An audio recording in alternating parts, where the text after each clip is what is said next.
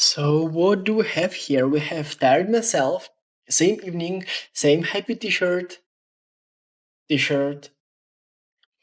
and another heretical thought about developer relations to talk about. And we have videos and we have playlists with other heretical liberal thoughts for you to click through and to like. Do I feel like a YouTuber, like a proper YouTuber? And the answer is no. Look at this video setup. I mean, it's ugly, but the way it works is that I just do this one short videos, one heretical liberal thought, a question at a time. For some of the questions, the answer is no, so I'm sort of debunking the myths.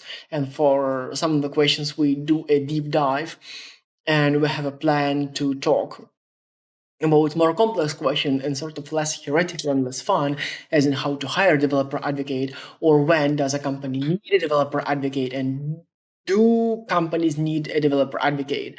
And also promise to talk about how developer advocates function under engineering and under product, and what is the best place. So here's the reason for you to subscribe.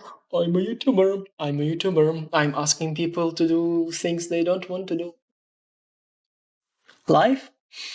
But today we are to talk, or rather, I am to talk. You are to listen. Cringy joke. See how tired I am. Um, we are to discuss technical PR versus developer relations, and that's a rare question. But that's a rare question in English. In other languages that I know, and I speak Russian with a heavy accent, but I still do. So in Russian-speaking countries, they don't have a term for the other term for developer relations, and they call it technical PR. And they even have a DevRel conference where they actually like form it as technical PR. And I mean, I don't know why. I'm not really a native speaker in Russian. So yeah.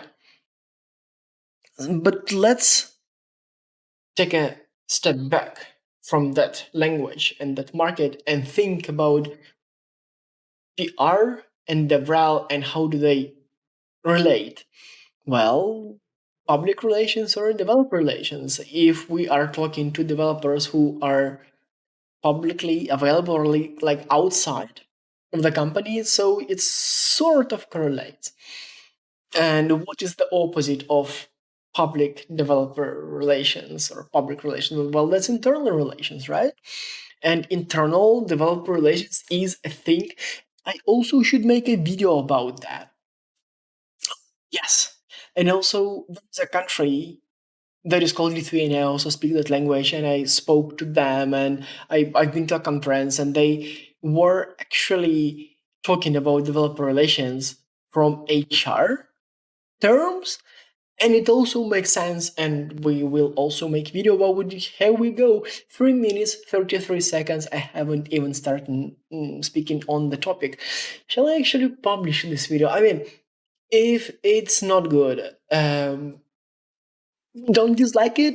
Just maybe put a comment, please. Technical PR versus developer relations. I mean, PR in many ways.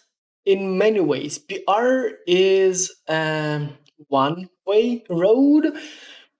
There is a term called evangelism, technical evangelism. So sort of, I don't really care what you want to listen. I will tell you about my product for developers. And my initial role was actually developer evangelist. I was working at Unity, and